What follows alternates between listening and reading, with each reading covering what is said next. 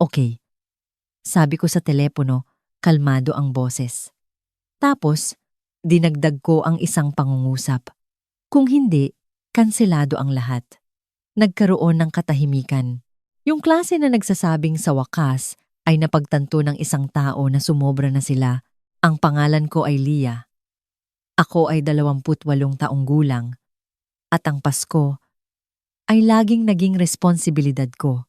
Hindi ang mga nakangiting litrato. Hindi ang papuri. Kundi ang pagpaplano, pag-aayos, ang tahimik na trabaho na nagpapaganda sa nanay ko. Kaya nang sabihin niya sa akin na hindi ako kailangan ngayong taon, hindi imbitado, hindi welcome, may nagbago, hindi ako nakipagtalo, hindi ako nagmakaawa. Huminto ako sa pagprotekta sa kanyang holiday. At iyon ang sandali na nagsimulang gumuho ang kanyang perpektong Pasko. Bago tayo magpatuloy, sabihin mo kung saan ka nakikinig ngayon. Isang tahimik na kusina, isang nakaparadang kotse, o isang silid na sa wakas ay sa iyo. Ito ang Echoes of Life. At hindi ka nag-iisa dito. Hindi ko pinili na maging ako ang humahawak ng Pasko. Ibinigay ito sa akin ng paunti-unti, taon-taon. Sa una, maliit lang ang tunog. Pwede mo bang isend ang group message? Pwede mo bang sunduin si Lola? Pwede mo bang sagutin muna ang grocery? At babayaran na lang namin mamaya? Walang mamaya na dumating. Sa edad na 20s, hindi na Pasko ang pakiramdam ng Disyembre. Ito ay parang deadline. Sinusubaybayan ko ang guest list sa telepono ko, mga budget sa notes app ko. Sino ang kailangan sunduin? Sino ang hindi magkasundo? Sino ang magrereklamo kahit anong mangyari?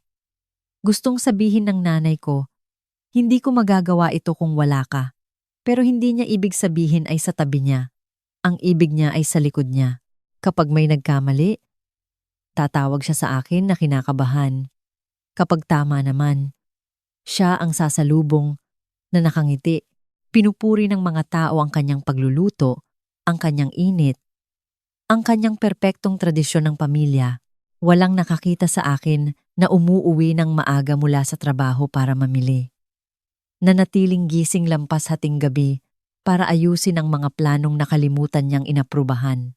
Nagbabayad ng deposits dahil nakasave na ang card ko. Si Kuya Ryan, kapatid ko, ay dumarating na may jokes at walang laman na trunk. Lahat tumatawa. Ako, dumarating na may listahan at resibo. Lahat ay umaasa na. Nagbayad ako ng kandila, dekorasyon, dagdag na pagkain para lang sa just in case.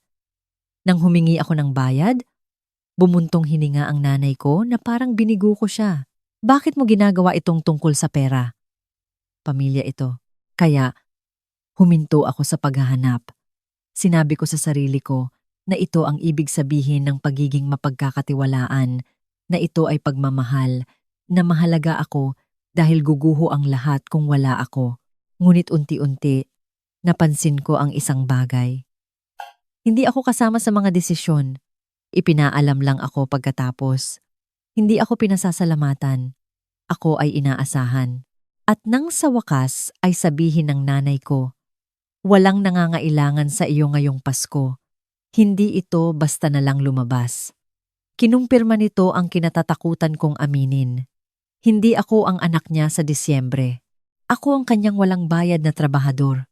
At kapag nakita mo na iyon ng malinaw, hindi mo na ito mabubura. Ang linggo bago ang Pasko, laging nagbabago ang bahay. Hindi mas maingay, hindi mas masaya, kundi mas mabigat. Ramdam ko ito sa aking katawan bago ko pa naintindihan sa salita. Karamihan sa gabi, nakatayo ako sa kusina, nag-i-scroll sa mga email, mga paalala sa trabaho, pagbabago sa schedule, isang mensahe mula sa boss ko na pinasasalamatan ako sa muling pagstay late. Sa sala, nag-uusap ang nanay ko tungkol sa centerpieces, sa ilaw, kung paano dapat magmukhang effortless ang mesa. Ang effortless para sa kanya ay nangangahulugang hindi ako nakikita. Tatawagin niya ako ng hindi lumilingon. Naalala mo bang paalalahanan si Tita Claire tungkol sa allergy niya? Pwede ka bang kumuha ng mas maraming napkin bukas? Baka kailangan natin ng extra chairs. Just in case. Ang just in case ay laging ako. Walang tigil ang pag-buzz ng telepono ko. Mga pinsan na nagtatanong kung anong oras darating. Mga tito na nagtatanong kung ano ang dadalhin. Si Lola na nagtatanong kung may susundo sa kanya. Hindi sila nagtanong sa nanay ko. Sa akin sila nagtanong. Sa trabaho, kumakain ako sa aking mesa. Sa bahay, nakatayo ako habang ang lahat ay nakaupo. Natuto ang katawan ko kung paano mapagod nang hindi nagrereklamo. Si Kuya Ryan ay nagpapadaan-daan. Nagbibiro siya. Tinutukso niya ako na masyadong intense. Tumawa ang nanay ko at sinabing gusto niyang maging in control. Napansin ko ang maliliit na bagay na hindi ko na maaaring balewalain. Nawawala ang pangalan ko sa mga group photo. Ang mga desisyon ay gawa na nang pumasok ako sa silid. Ang mga plano ay inaanunsyo na parang ako ay staff na binibrief. Nang sinubukan kong umatras ng kaunti, nagbago ang tono. Ayos ka lang ba? Ang weird mo. Huwag kang gumawa ng eksena ngayon. Kaya, huminto ako sa pagre-react. Sinabi ko sa sarili ko na pansamantala lang ito, na pagkatapos ng Pasko ay magpapahinga ako, na season lang ito. Pero, dumating ang tawag sa telepono. Ang boses ng nanay ko ay kalmado, halos mabait. Hindi ka kailangan pumunta ngayong taon. At bigla, lahat ay umayon. Ang pagod, ang sama ng loob na nilulunok ko, ang paraan kung paano umiral ang aking papel kapag ito ay kapaki-pakinabang lang. Napagtanto ko ang isang bagay na mag-isa akong nakaupo sa kusina kinagabihan. Hindi nila napansin kung gaano karami ang ginawa ko dahil ang paggawa ko ang nagpapagaan sa kanilang buhay at ang ginhawa ay nagpapabaya sa mga tao. Ginugol ko ang mga taon sa pagprotekta sa holiday, sa imahe, sa kapayapaan, at sa paggawa nito. Binura ko ang sarili ko. Nang gabing iyon, hindi ako umiyak. Binuksan ko ang notes app ko at nagsimulang ilista ang lahat ng pinamahalaan ko. Hindi para patunayan ang isang punto, kundi para makita ang katotohanan na nakasulat. Dahil kapag naidokumento mo ang iyong pasan, nagsisimula kang magtanong kung bakit ikaw lang ang bumubuhat nito. Kung ito ang iyong pamilya, ano ang gagawin mo? Komentaryo iso, kung mananahimik ka, para mapanatili ang kapayapaan. Komentaryo do, kung titigilan mo na ang pagdadala ng pasaning hindi naman talaga sayo. Dumating ang tawag makalipas ang 3 araw. Hindi text, hindi mensahe sa group chat, kundi direktang tawag. Ang nanay ko ay hindi galit. Ang tunog niya ay epektibo. Lia, sabi niya, nag-usap kami. Hindi iyon magandang senyales. Sa tingin namin, mas mabuti kung mas maliit ngayong taon, hindi gaanong komplikado, mas kaunting stress. Naghintay ako. Umubo siya. Kaya, hindi mo na kailangan pumunta. Hindi pwede ka bang lumiban, hindi mamimiss ka namin. Kundi, hindi mo na kailangan pumunta sa isang sandali. Tahimik na tahimik ang isip ko. Tapos, malumanay siyang nagdagdag. Nabook na namin lahat. Hindi naman patas kung ikakansela pa ngayon. Patas. Mali ang paglapag ng salita. So, pupunta si Kuya Ryan? Sabi ko. Oo. Mabilis niyang sagot. Kailangan niya talaga ang break na ito. Hindi ako nakipagtalo. Hindi ako nagtanong. Nakinig lang ako habang ipinapaliwanag niya ang mga logistic na hindi nakasama ako. Nang matapos ang tawag, nakatayo ako sa kusina, nakatingin sa itim na screen ng telepono ko at may nagbago. Hindi galit, hindi lungkot, kundi kalinawan. Naglakad ako ng dahan-dahan sa bahay. Ang mesa sa dining na binayaran ko, ang mga upuang in-order ko, ang mga dekorasyon na nakaimbak sa mga kahon na may label ko, bawat kandila, bawat playlist, bawat tradisyon. Akin, binuksan ko ang laptop ko at kinuha ang mga lumang email, kumpirmasyon ng vendor, resibo ng bayad, mga nakasave na card sa pangalan ko. Hindi ko napansin noon kung gaano karami ng Pasko ang technical na akin, hindi emosyonal, kundi legal. Ang catering order ay sa ilalim ng account ko, pati ang linen rental, maging ang musikero, dahil ayaw ng nanay ko ng papeles. Pinagkakatiwalaan kita, laging niyang sinasabi, ibang pakiramdam na ngayon ang pagtitiwalang iyon. Unang tinawagan ko ang caterer. "Hello!" Kalmado kong sabi. Kailangan kong ikansela ang isang order na naka-schedule para sa ika-25. Walang paliwanag na kinakailangan. Pagkatapos ay ang rental company, pagkatapos ay ang florist. Bawat pagkakansela ay tahimik, propesyonal. Walang drama, walang talumpati ng paghihiganti, kundi mga kahihinatnan lang. Kinagabihan, binuksan ko ang group chat ng pamilya. Hindi ako nagsulat ng marami. Ito lang. "Hi everyone! Nagbago ang plano ngayong taon. Magho-host ako ng maliit na Pasko sa aking lugar. Naiintindihan ko kung may iba na kayong plano. I-send ko." Tapos umupo ako at naghintay. Ang mga sagot ay mas mabilis kaysa sa inaasahan ko. "Ay, salamat sa Diyos. Pupunta lang kami dahil sa iyo. Ang mas maliit na gathering ay maganda." Nag-buzz ulit ang telepono ko, isang missed call mula sa nanay ko, pagkatapos ay isa pa.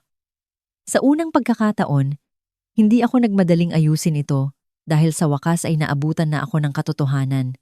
At kapag nangyari iyon, wala nang pagpapanggap na aksidente lang ito.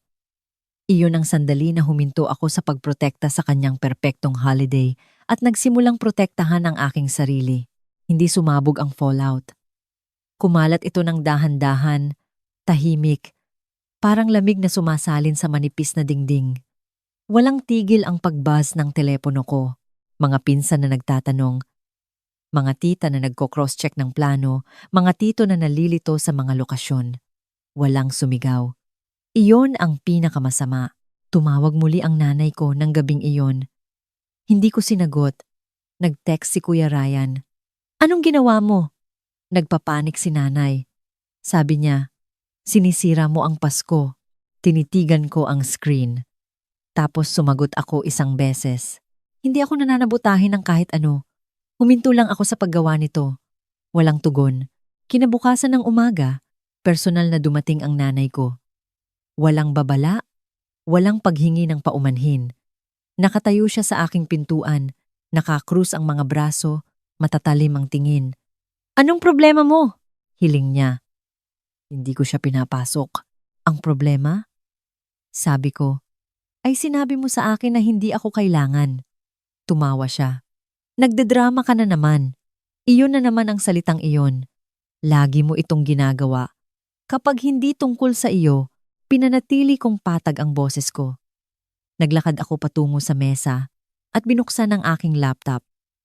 "Lahat ng kinansela mo," sabi ko. Binayaran ko. Nagbago ang mukha niya.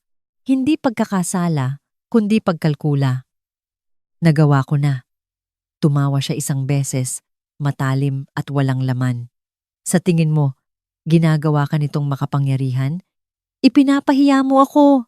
"Hindi," sagot ko. "Huminto ako sa pagtatago para sa iyo." Pumasok si Kuya Ryan sa likod niya. "Nanay," mahina niyang sabi, "baka kailangan nating mag-usap." Suminghal siya sa kanya. "So, ngayon kakampi ka na sa kanya?" At nandoon na ang pagkakawatak-watak, ang bagay na iniwasan niya sa loob ng maraming taon sa pamamagitan ng pagpapaubaya sa akin ng lahat. Ngayon, wala nang panangga. Pagdating ng tanghali, nagbabago na ang kwento. Hindi dahil nagpaliwanag ako, kundi dahil napansin ng mga tao. Direktang tumawag si Lola. "Hindi ko maintindihan," mahina niyang sabi. "Sabi ng nanay mo, iniwan mo daw ang Pasko." "Hindi," sabi ko sa kanya. Huminto lang ako sa pagpapatakbo nito. Isang mahabang katahimikan. Tapos, sana nalaman ko. Mas masakit iyon kaysa sa pagsigaw. Sa pangalawang araw, nagkawatak-watak ang mga group chat. Mas maliliit na thread, side calls, tahimik na tanong. Sinubukan ng nanay ko na kontrolin ito. Sensitibo lang siya. Nag-overreact lang siya. Lagi niya itong ginagawa. Pero ngayon ay nagkukumpara na ng mga tala ang mga tao. Sino ang humahawak ng mga paalala? Sino ang nagko-coordinate ng mga sakay? Sino ang nagbayad ng mga deposits? Sino ang laging unang dumarating? Ang ilusyon ay nabasag. Nang gabing iyon, dumating si Kuya Ryan sa aking lugar. Hindi galit, pagod lang. Tumingin ako sa paligid ng apartment ko. Maiinit na ilaw, may nilulutong pagkain, may dumarating na mga tao dahil pinili nilang pumunta. Hindi ko sinira ang kahit ano, sabi ko. Inalis ko ang sarili ko mula sa kasinungalingan. Lumunok si Kuya Ryan. Sa tingin ko, hindi niya alam kung paano ito ayusin. Nagkibit balikat ako. Hindi rin niya sinubukang ayusin ako. Sa unang pagkakataon, walang humingi sa akin na ayusin ito. Sa wakas ay nakaupo sila sa katahimikan na mag-isa kong dinala at kinamumuhian nila kung gaano kawalang laman ang pakiramdam nang wala ako. Tahimik ang Pasko ng umaga. Hindi walang laman, hindi malungkot kundi payapa lang. Sumilip ang sikat ng araw sa mga blinds ng apartment ko. Yung klase na hindi nagmamadali. Yung klase na hinahayaan kang huminga. Nagtimpla ako ng kape at tumayo ng walang sapin sa sahig ng kusina. Walang group chat na nagbubuzz. Walang last-minute crisis. Walang humihingi sa akin na ayusin ang kahit ano. Sa unang pagkakataon sa loob ng maraming taon, ang Pasko ay hindi isang pagtatanghal. Sa akin lang ito, dahan-dahang dumating ang mga tao. Hindi dahil obligasyon, kundi dahil gusto nilang naroon. Mas matagal akong niyakap ni Lola kaysa dati. Nanatiling tahimik si Kuya Ryan, ngunit naroroon. Walang kailangan ng script. Kumain kami ng handa na ang pagkain. Tumawa ng may nasunog. Hayaan ang araw na umusbong ng hindi pinipilit. Sa isang punto, napagtanto ko ang isang simpleng bagay. Hindi na ako naghihintay na tumawag ang nanay ko. Hindi para sa paghingi ng paumanhin, hindi para sa pahintulot, hindi para sa pag-apruba. Mayroon na ako ng kailangan ko. Hindi inayos ng katotohanan ang lahat. Hindi nito binura ang mga taon na nawala sa akin. Hindi nito magically ginawa ang aking pamilya na maging malusog, ngunit may ginawa ito. Pinigilan nito akong mawala. Hindi ako umalis para parusahan siya. Umalis ako para huminto sa pagtataksil sa aking sarili. Hindi ako naging malupit dahil sa boundaries. Ginawa lang ako nitong nakikita. Kalaunan ng gabing iyon, pagkatapos umalis ng lahat, umupo ako sa sofa sa malambot na ilaw ng mga ilaw ng Pasko. Ang parehong sofa na binayaran ko noon para lang maging maganda ang tingnan ng iba. Ngayon, ako ang nilalaman nito. Naisip ko ang babaeng nanatiling tahimik. Nalumunok ng pagkabigo, na naniwala na ang pag-ibig ay nangangahulugang pagiging kapaki-pakinabang. Ginawa niya ang pinakamabuti niyang magagawa, ngunit hindi na siya ang nagpapatakbo ng buhay ko. Kung pamilyar ang kwentong ito, kung sinabihan ka na kailanman na sobra ka lang kapag huminto ka sa pagbibigay ng lahat, alamin mo ito. Hindi ka mahirap mahalin. Ginagamit ka lang. Kung tumagos ito sa iyo, i-like, i-share, at i-subscribe para sa higit pang mga kwento ng tahimik na lakas sa Echoes of Life.